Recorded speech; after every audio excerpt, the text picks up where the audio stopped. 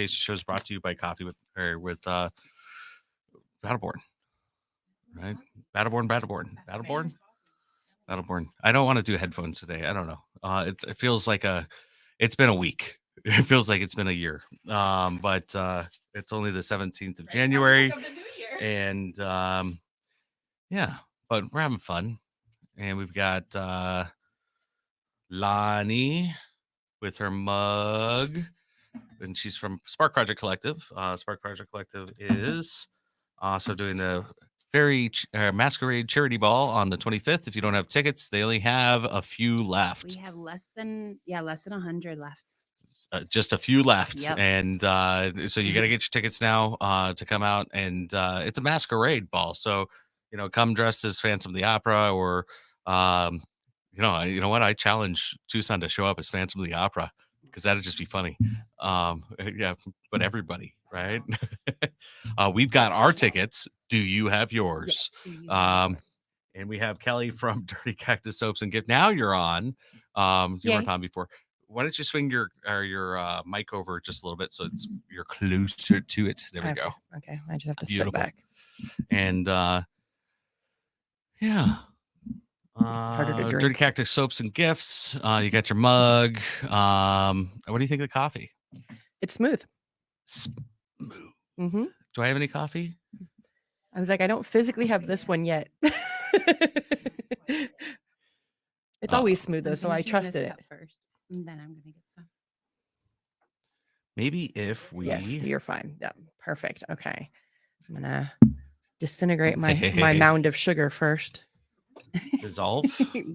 Dissolve sugar. I'm attempting to figure out this amazing board, and I'm getting closer. It's pretty cool. Some of the stuff that's here in the studio. So, but we're gonna be right over here so that everybody's just on. Hey guys. Because we're still trying to figure out how to do 3 cameras, but we have some cool stuff. Cool week. We got some really cool stuff on its way, and tell us. Yeah. Tell me more. Well, tomorrow we've got the Bell Ringer Bash at the Arizona Sands Club, which they opened up to everybody.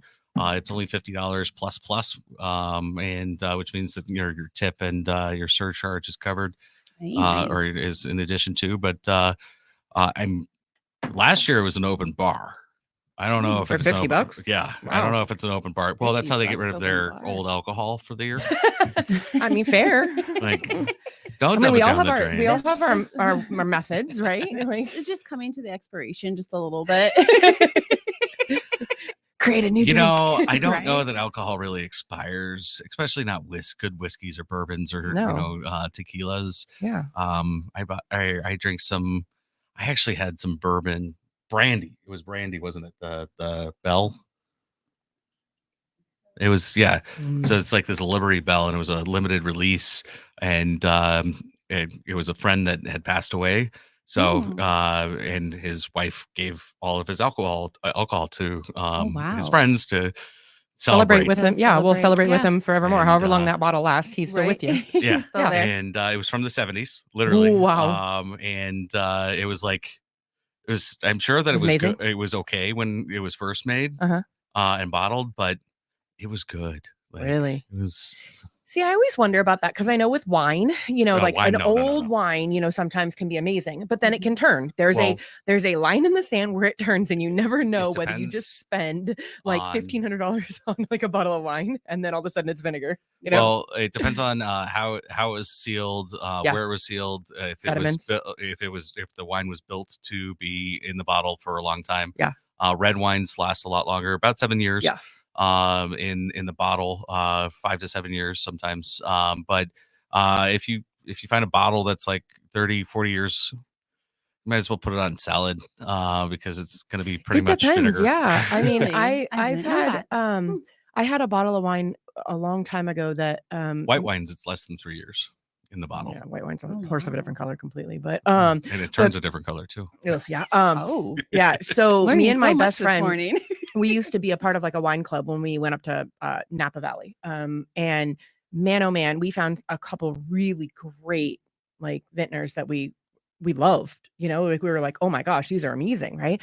And so at one point there was this one that we absolutely loved so much, and there was a dessert wine, and then there was this other one, and we were just like, these two are the best of the crop, right? And so we would try to buy like a few bottles here, a few bottles there, so on and so forth. And Well, you gotta enjoy them. well, we would mostly enjoy them, but at one point, it was like 10 years later, she was like, oh my God, you'll never guess what I found. And I go, what? She goes, a bottle of blah, blah, blah. And I was like, what? She goes, I was hiding it for like a special event or something. And I forgot I had it. And then we moved, and then I didn't realize it was in this box. And then we moved again, and I just found it. And I'm like, let's go, and it was still great. And we were like, oh my God, this is the best. But yeah, it can go sideways. Yeah. I had a shorter bottle, and it went like really quickly. And I was like, if there's a, because it's only like one glass. Then again, I have a glass that can fit an entire bottle of wine in it. So people in their pores. I have a few of those. Or a mega pint. Geez. That's not trademarked yet, so we're good, right? I don't know, whatever. Smiling I at don't know. We I don't have know. no idea. But we don't talk about mango. Okay. Producer Tina said stop, so we're gonna stop. We're not gonna ask. Was any it questions good there. though? Was it worthy of the glass it was poured in? So, but a lot of it depends on alcohol content. Yeah. And that's where you get into a port, which is a Portuguese style wine, and it's fortified. Stout. Yeah, those ones are stout. And it's fortified with distilled liquor. So I didn't know that. It's usually and distilled, or it removes That's all what the makes it a flavor. port. It's like wine mixed with. Yes. with and it's from distilled- Portugal.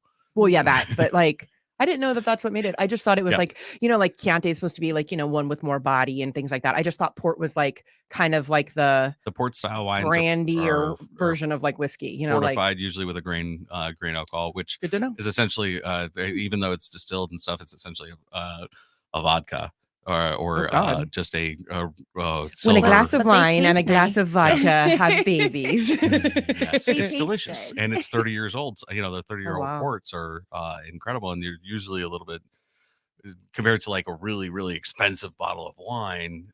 You get this port, and it's usually really it has those raisin Robust. flavors, Oh, yeah. or the dried cherry flavors, and Yeah. and the Mm. chocolate and all that Ooh, stuff. And like I wine love with I love a chocolate. good port. Gosh, wine with chocolate. But ports are good, and that's why I like the Laramida Cellars Padre Kino, because it's a port style wine, and it's a little bit it's has the sweetness, but it's not a sweet wine. Fair. Yeah. But it's a very drinkable. It's Well, just it's And those when you find and that every good once in a balance. while. Yeah, exactly. And some of them it's only for like, this event or something. And so the wine that I was talking about with my best friend, the dessert wine, it was only like when she made lava cake. Like it was our thing when we made lava cake. We would have this glass of wine and we would drink this, Nice. delicious bottle. But the the amazing thing about it was when we were trying it at the actual, wine tasting, we were sitting there and we're like, okay, like mind you, I didn't like red wine back then. So I was like, meh, meh, meh, meh. Like I tried them all and I just kind of, okay, whatever, And then the guy slides me over this age-old Tupperware, those little like orange Tupperware ones with like the little tiny Mhm. ones, Yeah. but it has like a slit, like cut, like an X cut in it, and it's like smushed down, right? And I like look at him like, what are you doing? And he goes, eat this. And I go, Oh yeah, okay. I love And those- I love like those pairings. tip it out, and it was chocolate. It was just chocolate, right? Which bring it on, right? So I eat some chocolate, and he goes, now try it. And I try it, and I was like, Oh. I looked at Melissa, and I was all, try this. Now, mind Try you, she's not a this. sweet person. Like that lava cake is as far as she goes. And so she tried, she was Yeah. like, oh my God. And I was like, right? And she goes, oh, we're buying this. And it became like our thing. She is Love that. invoking the supreme being today. Um, It was amazing. You gotta try it. I love Um, that. whoever it is, you're the supreme architect of the universe, whatever spirit you believe in. So yeah, no, I get it. And it's actually because like with chocolates, for instance, it's actually the fats from the chocolate that coat your tongue, and that's why the butter and the chocolate's so important when you're Mm. doing some pairings and stuff. But once you have that chocolate, it's you're done, unless you have a really acidic or the tannins in the Yeah. wine are there, because that will clean off the tongue. Yeah. But that's why steak is really good with thank you. You're making me hungry over here. Steak is really good with Steak a good, and a Friday, good you guys wine, make a and then big show. body red wine, right? lava cake with another dessert. And you're not supposed to wine. have, you're not supposed to do some really heavy reds with like poultry and stuff because no, it doesn't have the fat content. it So, doesn't. Yeah, a good white wine is good, and the what is it, Petit Syrah, I think is kind of the go-to for kind of like the turkey and highest stuff, level with poultry. But you my- with a good roasted chicken is good, like an herbal chicken. Down in Tubac, they make this amazing chicken with like, well, everybody that lives there calls it Tubac, but smiling and nodding. Okay. But Tubac's actually a Native American word. fair. And you know what? Like from in the, LA, I live right by El Segundo as well, and it's not. I know El Segundo. Like I know, and like all of But our did you know names what's are. not a word? Sarita. Well, yeah. So how do you? It does no. It's Sarita because it doesn't exist in the Spanish language or any other language. It was misspelled, so it's Really? Sarita. That's funny. Oh, that's funny. I've never said Sarita. Funny. I lived there for 10 years. 10 years. Yeah, and then we escaped. But everything's fine. Smiling and nodding. Good chicken Smiling down and in nodding. Tubac. Yep. It's such Same. a safe place, except for the vampire guy. That was a wild one. Yeah, but- no. When I had to Do do you remember? jury, Do you remember the vampire guy? I heard about him, Yeah. but when I did jury duty and the case was down in Sarita, I was like, I will never move to Sarita. Okay, I'm good. I'm very good. I would say it's a master plan community. It's really, really cool. I mean, it's really great layout. But when California started moving to Tucson, a lot of the Californians moved into It got really overpopulated then. yeah. But it's And nice enough that everybody was like, ooh, like we don't have everybody like right next, like, yes, the houses are smushed together, but in terms of like all that layout, you kind of have some space after that. So everyone was like, oh my gosh, like it'll be, a little bit of elbow room for everybody, right? And everybody will be happy. My goal when we sold that house was to move on to 10 acres and build a house in the Fair. middle of it with like moats and I stuff don't because blame I'm you. just done being around people. Yeah. But Your own compound. Tina talked me into You're like a little bit listen, closer. if I have a A hot little lava bit closer, neighbor. moat with piranhas in it, and then the Mako sharks in the middle, and you get past all three, I'll buy whatever you want. Fair. But like my impression of Sarita was like, I like it. Like when I go down there, it like on surface value is beautiful. Don't get me wrong. I really like it down there. But it felt like from the case that I had to work that a lot happens in the shadows because there's not as many people there. So crazy things can happen. And I was like, and I'm out. I'm good. Well, it's 'Cause life it's right off happens in the the shadows. freeway. It's right off the freeway, and Not so far from Mexico, far enough away from, I mean, South it's a Tucson safe that people place. can run this way or that way. It's a safe. It's a safe or safer neighborhood than parts of Tucson. Yeah, for sure. And it is what it is. But at the end of the day, our biggest thing was that we were so close to everybody, and like I would be in my backyard and I wasn't allowed to raise my walls up. And I'd be in my backyard barbecuing, and my neighbor would come out and go, "Hey, what you cooking?" And it's like, "Go away! I'm in my backyard. I'm in my private time. Go! I'm cooking." And see, and part of that, like in my neighborhood, because I live obviously in downtown area, but like we all, oh hey, what are you cooking? Hey, what are you doing? Hey, blah blah blah. I'm normally like that. But there's a time and a place too. Yeah. Mm-hmm. So we moved into the first thing I did when I moved into the new house was raise the wall to 6 feet because it's the highest you're allowed to have in Pima County. So it's 6 feet, but I can't see over it, so I'm good. But I have a question to kind of go back to you guys' pairing stuff. Yeah, sorry. She's like, let's put it back to food and not She's like, either. that got dark. God forbid. You guys are getting a little dark, but no, I genuinely have a question though, because you have your event coming up that you guys sponsored with Savor. right? You have Savor, right? So are you going to be doing pairing? Like, are you going to be going through on your lives and being like, hey, I'm going to pair this and this together? Or are you going to do anything like that? I'm curious. I was like, yeah, because Laramita will be there, right? I would like to know. Okay. Right? Question. There was some hiccups last year where they didn't have the event director in place yet for Savor. So Laramita came out with Sad and Reckoner, and they were the only wine there. So they were over inundated and they weren't able to interact the way that Laramita wants to. And in any small brand, you want to be able to interact in those environments. Otherwise, the added value is not there, because if you're not learning about those wines, nobody gets invested in it. But I mean, you can also pair with like liquor and beer, no? Or is that not a thing? I mean, yes, I'm maybe I'm ignorant and I'm naive, but I'm just wondering, because it's just more commonly referred to with wine. I mean, they do beer and cider and beer. Yeah, there's definitely beer pairings that are somewhat, but then the new what are they called? The seltzers. Well, yeah, there are that, but like no, the new kind of bars with like the signature cocktails, like what are they called? There's a new like term that they're used, like these specialty drinks. The mixologist. On the right track, but it's like a new type of bar where like the types of drinks they're doing are very like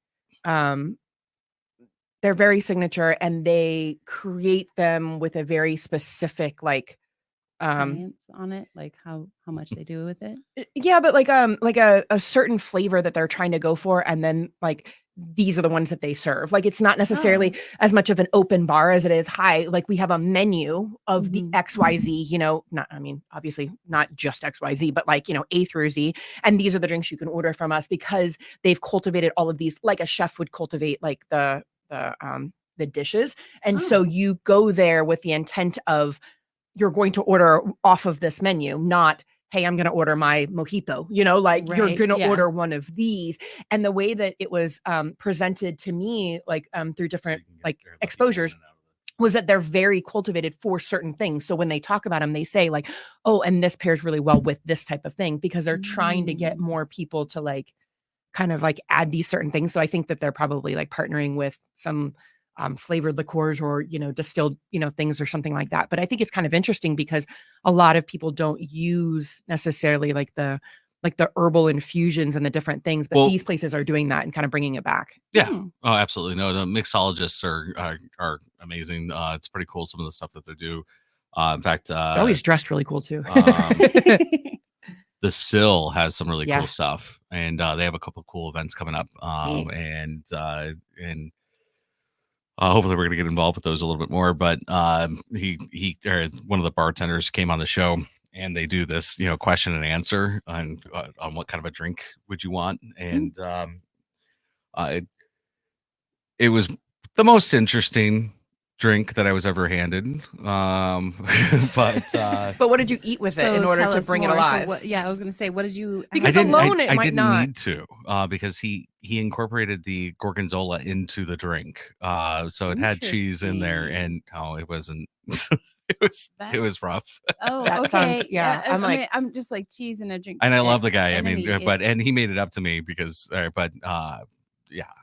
don't. Yeah, it's a drink I couldn't drink, but like I like the fact that they can put like herbs and stuff like in different things and make like different. Like when you watch Ratatouille, and he's like, oh, let me, roast this piece of cheese with this herb in lightning, and then the cheese even tastes better, type of thing. Like it has that lightning, right? Yeah. We just watched that. My son, Kelly. All I'm thinking now is you with Ratatouille when you have a drink in hand, like, my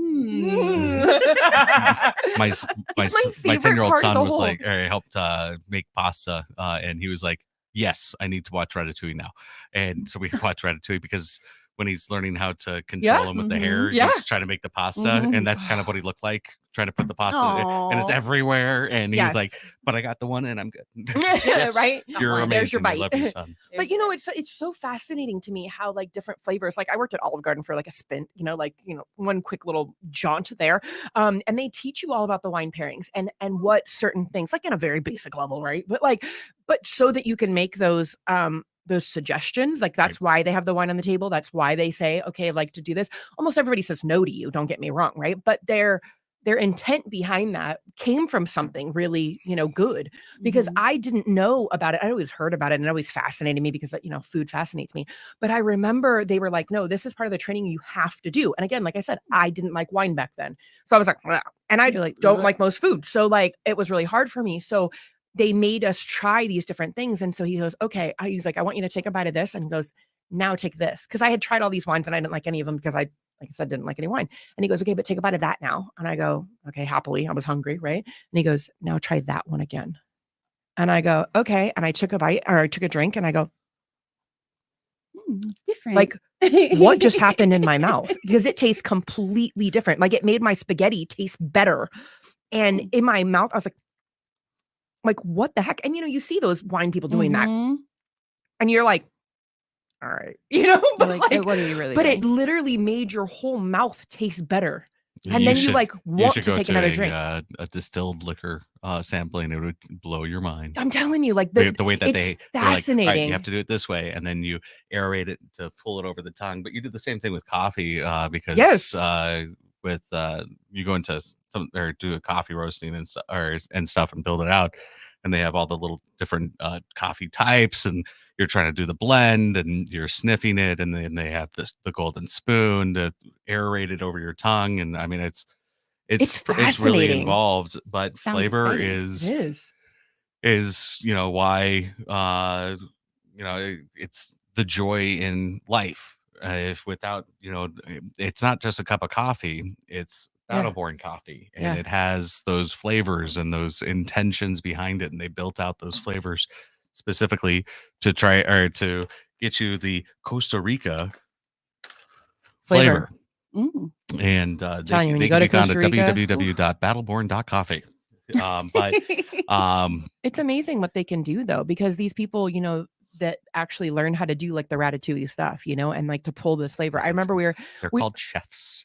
Well, people who are doing it with coffee wouldn't necessarily call themselves a chef, right? No. But they are, right? But they're like, that's why I say like ratatouille type stuff where they can pull a flavor. Baristas and sommeliers and last year when we were at Blessed Grounds, and they were talking about how the different flavors of the different beans that they were doing, and then they were pairing it with different things based on those beans and their origins. And I was like, that's an art. Like, that's really cool. Like, that's like an artist who says, I'm going to mix this color and this color, right? Or, a photographer that has just the right angle to get that perfect shot or that perfect light capture, like it's an art and it's beautiful, but most people, they lose it. They're like, it's coffee, it's morning, like whatever, give me my people are just trying to wake up. $9 burnt cup of coffee, and I'm like, well, the reason that those big brands do that is because they're making so much coffee, they have to throw everything in one place and make it consistent. So they over roast it to bring the flavor consistent. So it doesn't matter where the beans are coming from, it doesn't, or the subtleties in the beans, and that's why we like to partner with local roasters, because it's going to be fresh, it's going to be good. Well, and then you can actually like taste the nuances, which is one of the things I've had so much fun with. Is we've been tasting the nuances for over a year. That's why I love the story, and you can find the story about the Battleborn coffee on the Tucson Tasty Show website, or you go to YouTube, Tasty Show 520, or Instagram, and just search for Battleborn coffee, and it'll pop up. But when she came in, she was talking about how she first got introduced to coffee. It was just something that was there to get you going in the morning. Then she went to Costa Rica for work, and she's at the hotel and she's rushing through breakfast, and then she grabs her coffee because she hasn't drank it yet, and she goes to drink it, and she goes, wait a minute, what was that?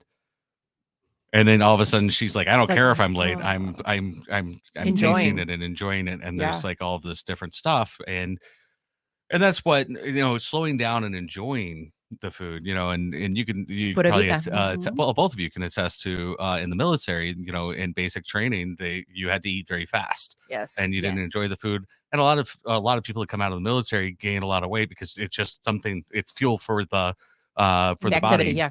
And you're eating fast, which is bad.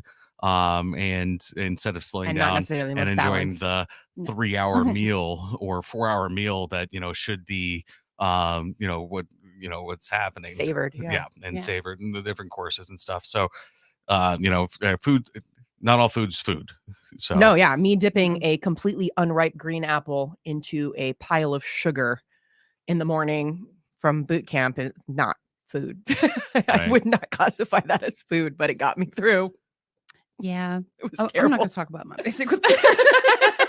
I mean, we had 7 minutes. 7 minutes from the time that 7 minutes. Yes. Yeah. You had 7 minutes. We had 7 minutes for the entire flight, and there was 45 of us. Yeah, no, 7 minutes for the entire platoon. So you go in, and you had 7 minutes. Everybody needed. What branch were you in? Army. Okay, fair. I think we had I think we had 20 minutes. So.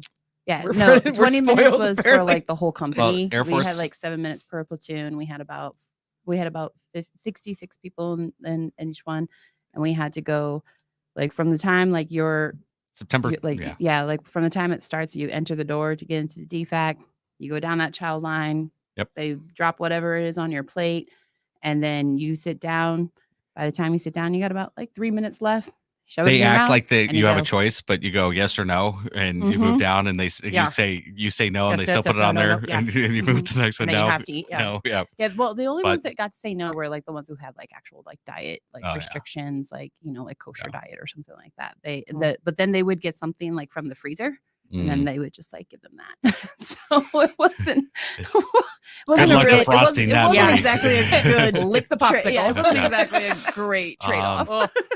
But no, in September 12th, 1947, the Air Force became a branch Mhm. from the Army. So of course our stuff is very Mhm. similar with Yeah, a but lot you of guys things. get way better food. Don't even try. Oh yeah, Like, Air you don't Force get- definitely has you- the best You know why they food do that, of right? everyone. Because you guys have No, they build the No. officers club, they build the enlisted club, they build the dining Mhm. facility, then they build They do have the build best dining housing. they facilities do too. have the best Um, facilities. Trust me. Even when you're deployed and you're Oh, yeah. overseas. No. I'll way say something to better. that in a second. But they build all this stuff, right? And then you go and you start building the runway because we're Mhm. Air Force. Oh no, we ran out of funds. Every other branch hasn't figured out yet that you do everything else first, and then you do the necessities. Because then when you say I need more money, they'll give it to you. There it is. Yeah. Yeah. Which I still think is wild, but it's whatever. It's the military. It's okay. Um, It's all right. We all have our I have always our places. cringed at the end of the year when we had to spend money in our flight Mhm. because it was a lot of money, and they're like, well, if we don't spend it, We'll you lose don't it. get it back. we won't Yeah. get it Mhm. back. And it's like, well, maybe if everybody just doesn't spend it for a year, maybe we can put money Apply it back to something else, into yeah. Something else. yeah. But anyway, that's a whole another story. Where was I? Oh, so dining facility. So when I was deployed, Mhm. which recently I was told that I was never in the military. But whatever, my DD-214 Right? I'm like, who definitely can argue that? are used at with the gold border on my expeditionary medal, which means that I was deployed to a combat zone. But I was never deployed. And It's okay. Breathe. We're gonna take a deep breath here. But, We've triggered some memories. yeah, it's been anyways. Where was I going? What was I talking When you about? were deployed, your dining facility. Oh yeah, no, we would go to Yes. the dining facility. We would have every other week we would have steak and lobster Yep. for dinner. And I know. hang on, right? but Mhm. it wasn't the best steak and it wasn't the best lobster. On the side of the boxes, it always said for military unfit for or human consumption. prison Or use prison only. Only, yeah. Mhm. So it was still, but it was something that kind of took our minds off of it because we had something to look forward to. And then on Wednesdays, we would go down to the Army side because I was always embedded with the Army. Army was Mhm. outside. Yep. Marines were outside of them. Yep. And we were in the middle. And please You're in a don't. cocoon. Yeah. Mhm. Like, If oh, you got okay. through all of that, Yeah. then Then come fight us. then But we're going to be in the planes and gone by the time that happens. So see you later. maybe. But we would go down to the dining facility, which is a tent on the Army side, and we would get a T-bone steak, which was 1 million times better than anything else. Now, I had steak twice a week at least, and then I had eggs every morning and everything else, and Real eggs? Huh? Real eggs? Oh, yeah. There's what? Right? I'm like, what? like cracked onto the griddle, No. What? made to Really? order.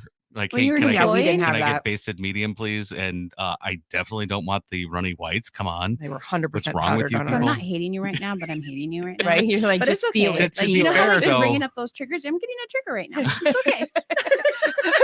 Love how we're both like, wait, real eggs? Yeah. Excuse you. We had the TCNs making us food. Oh, must be and nice. yeah, Mhm. sure. And but the Military days. the fun memories. thing was the fun part about it was though that it was the Army people or Army could come over to our dining facility and we would go over to the Army's dining facility and hang out. and we definitely got both experiences. But we had a hard shelter for the dining facility and all of our facilities, including a very nice Ramada, and then we had full bunks for our sleeping quarters, and it was the end of the world. Like our command for our flight was upset when the base commander said, "Hey, we've got a bunch of foreign military members coming in, and they're going to be taking over this barracks or this sleeping area." Lodging, I think is what they called it, and so we've got to add a third person to the rooms, and the army, and we're like the indignity, right? And then full rooms, we would be and sitting there complaining about it or something. But the indignities, I know, and real eggs, and God. But we'd be complaining about it, and the army people would be like, "Dude, do you see that tent over there? See that tent? Yeah, I sleep with 16 of us." Yes, exactly. That's why I'm looking at you like, I'm not hating you. I'm hating you. But fair. And and we all have different experiences when we were in, and there was definitely some wild stuff that went down. But it's military. It's military. That's built in. Yeah. And looking back, I still remember stuff, and I'm like, I can't believe that happened. Like, how didn't I just run the other direction? It's just something that happened and we dealt with it. It's normal. Also, then you have to understand, it's also our mindset. We are trained, we are brainwashed in essence.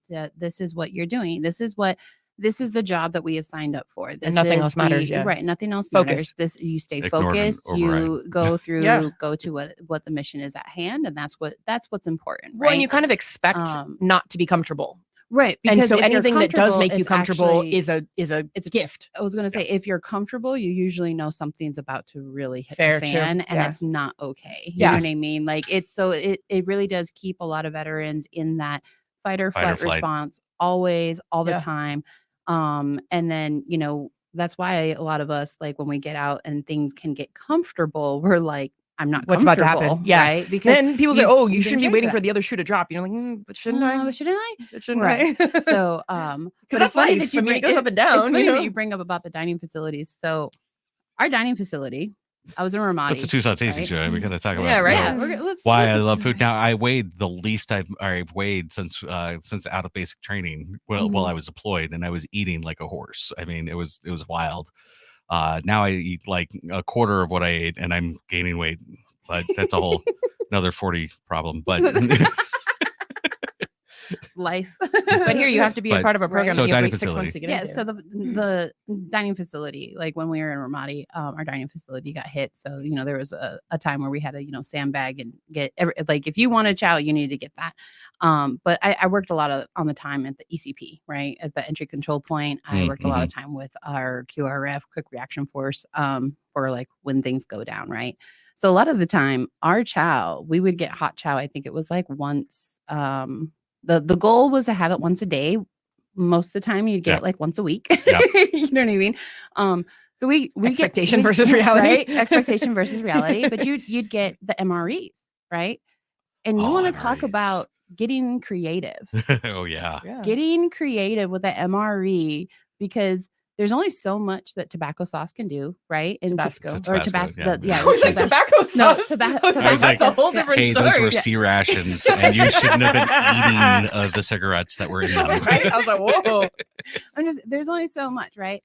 And so I remember World War II. Just see, you hit the trigger, man. Yep. But we. During MREs, it'd be funny because you'd get an MRE and then they'd be like, "Hey, we're going to go do a cold chow run," right? So we would send somebody with our vehicle. They go to the dining facility and they pick up a box, and it would have like a bunch of like sandwiches, meat fixings, stuff like that, right? So we would go ahead and we would get all this like plain bread, right? The cheese, you get you get your meat, you know what I mean? They'd be like, okay, and then be like, "Hey, but you have the MRE from breakfast," right? you would find people who would literally find a way to to make that a sandwich. Make that a sandwich, but like, fix it up. Like Oh, I mean, that's like, kind of like the art of the military. Like, like you're going to fix it up. I mean, we would figure out, okay, what if we do this with this? What if this says no to this? What if I trade this for this? So on and so forth, because you don't have everything. You don't have all your tools. So you have to learn how to work with what you got. You gotta work with what you got, or you gotta, you gotta trade, like you said. Yeah. Be like, I have peanut butter, but you got, you got the cheese. I don't really want peanut butter right now. I'm gonna trade you my peanut butter for your cheese. You know what I mean? And it's like just it's fun because for me, I would trade everybody for their cheese so that I could put it on like my sandwich, so I could have like cheese. But you know what? Like when you think of MREs, when I sorry to interrupt, but with the MREs, my kids didn't know what MREs were, and when 2020 happened, MRE night. No, when 2020 happened, I went and I got a bunch of MREs because they're shelf stable, and they were talking about shutting down grocery stores, so we. We bought another freezer. We stocked up. Yeah. We didn't have to go to the grocery store, I think 6 months. Oh, wow. That's nice. Or very, very small amounts of stuff. Yeah. Sure. But and we were prepared if anything went down, and we had the action plan if things went sideways, bug out, which is still in place for. Is it 2 more days from now? 3 days, yeah. For no reason, just making sure just that in case we always have updating our plan. emergency plans. But so we had MREs, and then everything started going back to normal, and we didn't want them to go bad, even though they're good for 5 years. I'm gonna say they're good for so like the kids, ever. But you have to make sure that the mice can't get them. Because because if anything happens, that'll crazy. Once the seal's broken on any of them, then no. I'm just saying, like, if things start going crazy, then you never know, like, because if you have to move them, because like they say, like, if you get like the buckets that you can like then put them in, so then even if you have to move them, and they might incur outside, threats, we'll say, flood, heat, mice, whatever, you can still move them from place to place. But I found it amazing, like when you guys were talking about MREs, because I've never tasted an MRE in my life except for nope. Except for in 6th grade, we got to try astronaut ice cream, which was technically an MRE. That is definitely not an MRE. That is Smiling nod, right? So literally, I've never. What the MRE desserts are? They are not ice cream. You get a cookie. And that cookie was freeze dried 20 years ago. 20 years. So what I was gonna say, I tried astronaut. If you're really lucky, you do get M&Ms. Excuse you, ma'am. Yeah, if you're really lucky, you get M&Ms or Skittles. Well, so what I was gonna say is like when you say in the Air Force ones, we had M&Ms and Skittles. That's why you're the Air Force. It's okay. All right, you know what? It's cool. It's fine. And so I was. There was MREs for the rest of the military, and then there was MREs for Army the Air use Force. only. Yep, Army use only. There was. So apparently we didn't. Yeah, there was no Navy MREs unless somebody was hiding them, because I've never seen them. But smile and nod. You guys don't ever have them on the boat. Like, what happens if like your defect goes down on the boat? I don't know. I never got to the boat. So I smile and nod. Anyway, so my point being is that we can call somebody and find out, because I have a friend that was in the Navy. I have a friend that was in the Navy. Yeah. He was on. He was on a ship. She's been on all the ships. So what I was gonna say though is like when you talk about like the bug out plans, I watch a few homesteaders, and like there's this lady that she like makes this full blown stew, and she makes it the way they like it, whatever. And then she bought the freezer, the freeze dryer, whatever. And then she puts, these little long trays, and she puts all of her stew in there, and she freezes it in the freezer first, puts it in the freeze dryer, I don't know, 36 hours later, whatever. And then she puts them in the little packs, like the perfect little packs, whatever. And then she stocks them, because she's like, you never know what will happen.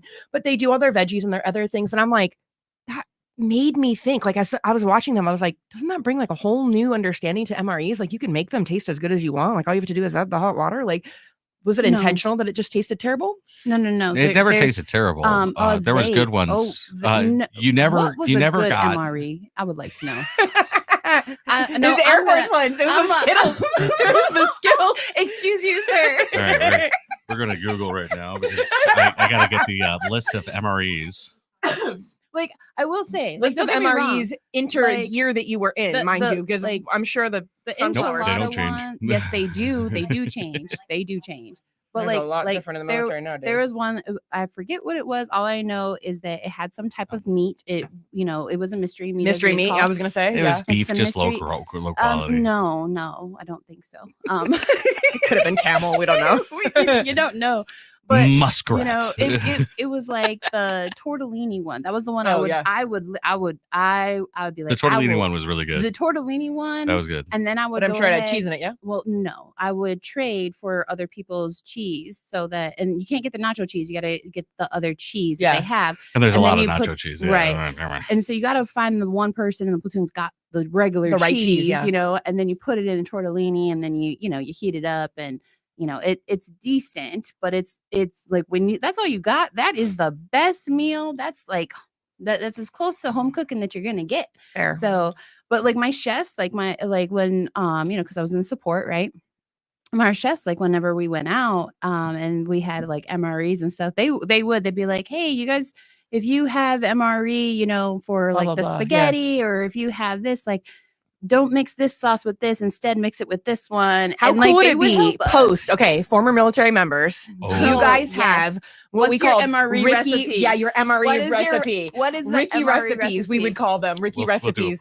Oh my gosh, that'd be so much fun. Hang on now. Here's the next thing. I want to get MREs because there's 24 different meals, and there's been 24 for it looks like decades, but there are there's 7 in each box. There's 12 in each box now. 7 different flavors in each box. Yeah, right. There's 12 of them, or there's 24 of them. But military only ever gets 7. Yes. Yeah. But we got spaghetti with meatballs, Chipotle or snack bread and cheese spread, baked snack crackers, hot and spicy flavors, Cheez-Its. I never got Cheez-Its. I've never even seen. Yep. I never even saw Cheez-Its. You had Skittles, sir. Cherry blueberry cobbler. I remember those ones. That was exciting when we got those. The cobbler didn't taste like cobbler, but that's okay. Yep. Spoon, drink mix, and so on. It tasted like blueberries with cardboard. Fair. Yes. Here we go. All right. So 2021, I can actually scroll back to, let's see, when I was let's go to basic training. Let's do 2006. Chili with beans, pork ribs, beef ravioli, cheese and vegetable omelet. That was the only one that everybody was like, no. Don't. I was about to say, really? I think I just had a flashback. Right. You're like, oh. Yeah, everybody would get like the hot sweats and be like, no, I'm not eating today. Yeah, no. You're like, oh, fast. You're good. I will tell you this. You don't want to do that before you have a convoy for 8 hours. It is not good at all. There's no part of the omelet that you want. Yeah. No part of the omelet that you wanted from that. Because you're talking about something that's shelf stable and you're talking about eggs. So let your mind wander. I can imagine the breast scent in the air after one of those. Chicken breast. Well, any MRE. Any MRE. Chicken fajita, chicken with salsa, beef patty, beef stew. The beef patty was hilarious. The beef stew wasn't bad. It's literally like just a patty that's dehydrated. So does it look like a Play-Doh one, like the ones that you play with as a kid? Yes. Like the plastic one that comes with the kids like kitchen with the little grill marks. With the little grill marks. Yes. That's exactly what an MRE beef patty looks like. Beef stew is really good. Beef stew is okay. And then tuna. Tuna was another one that I avoided. But I mean, tuna wasn't too bad.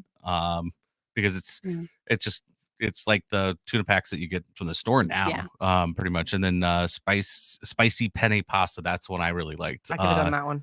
And then veggie burger with barbecue sauce. That one we would fight over because that veggie burger actually was way better than any. But this is like the old school veggie burgers that were really good. Like I used to eat the veggie burgers because you're right. Because if you tell them and be like, oh nope, I'm vegan now, like. That's what they have to. They have to give you a vegan MRE, or like whatever your request is and stuff.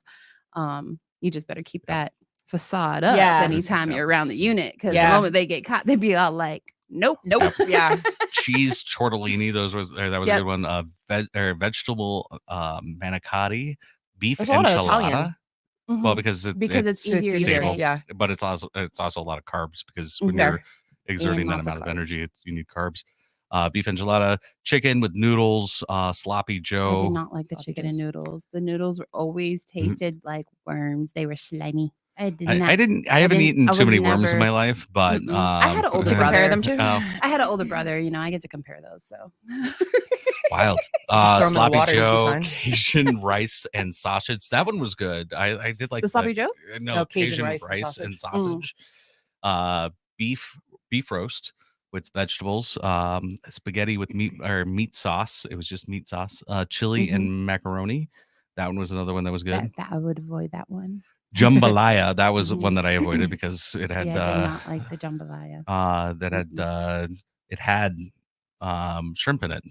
Oh yeah, death in a packet. Yeah. Chicken with, I don't even know what that word is. Producer Tina's gonna number 23. Cavatelli. Yeah, whatever that is. It's a pasta. Okay. Meatloaf with gravy. The meatloaf with gravy was that was good.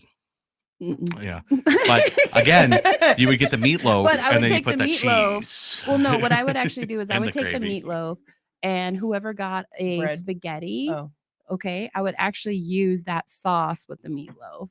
Oh, fair. And I was gonna say, I'm sure there'd be some trading for that barbecue sauce with the veggie burger. Yeah.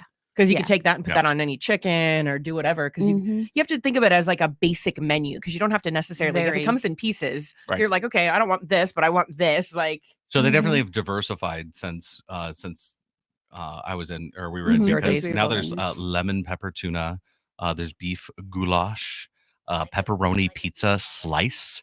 Excuse you? Yeah, pepperoni pizza. How do you rehydrate a pepperoni?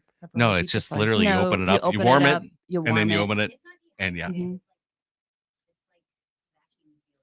it's like focaccia almost. There's not really a lot down there. I think you need to bring in an MRE one day, and we need to show Kelly here, who never got to have that true experience. But remember that I don't eat much. I think we should bring one in, just show her how it was heated up. Show her how it was used. I think it would be great. I would go one further. I want to get 24 of these. I want to give them to all the gut chefs and have them make a challenge. Oh my gosh! Make an MRE $120 a plate meal out of these. But you have to use only ingredients you get from the MRE. That's awesome. You can church them up, but you have to use an ingredient in everything. No, so you're allowed to use a couple fresh ingredients. Yeah, MRE to yummy. No, I don't think you should let them.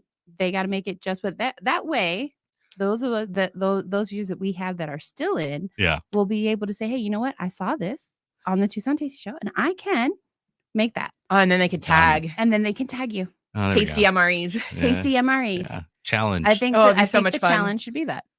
Because kind of like with the food truck food fights where you had like the mystery ingredient, it would almost be funny to be like, okay, here's nacho cheese, and here's your 3 MREs. I wouldn't do that to a food truck though, because no, not with the food truck. But I'm saying clarify, like the mystery, like the mystery ingredient that they had, right? Yeah. But like the chefs that decided to participate, like, okay, you get, these 3 MREs. You can use any of the ingredients with these 3 MREs, and you get this mystery ingredient that now you have to incorporate into these ingredients. You want to know what like I said, I would give them all though? 24. All 24? And mix and match. Because I mean, hand them a bucket. There's there you 3 go. dozen Everybody chefs gets a bucket. I want to know what they're going to do with their drinks. Because there's drinks there, because in the MRE you get powder drinks. So you get like Gatorade, you get milkshake, you get strawberry shake, you have it's a viscous solution of something. Yeah. See, remember when we were little and we used to make Gatorade out of powder? Yeah. Yeah, like that's the only memory I have. Yeah, I mean, I know that it technically exists, but like it's there. But they give you like this little bag, and then you get just to fill it up, and then you. You didn't have to do it in your canteen. Well, I mean, you shake it in the bag, and then you put it in your canteen. Okay. But most of the time, your canteen had water, and you really wanted that water, so you would. Yeah, especially because if anything goes sour inside of it, it's so hard to clean out. Exactly. And you have the bleach flavor. Ugh. Yeah, no, it's bleach not. Flavor canteens were the worst. Nope. Yeah. Memories. It tasted like cleanliness. Yeah, for the first week. You just had to go. Every drink.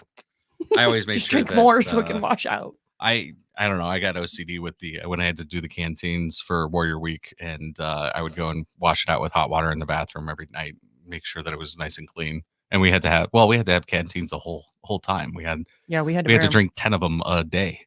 Mm-hmm. Yeah. But we were marching everywhere and we were running. Yeah, I would have pissed myself. There's no way that you don't even have that many stops to go to the bathroom. No, you're it's using discipline.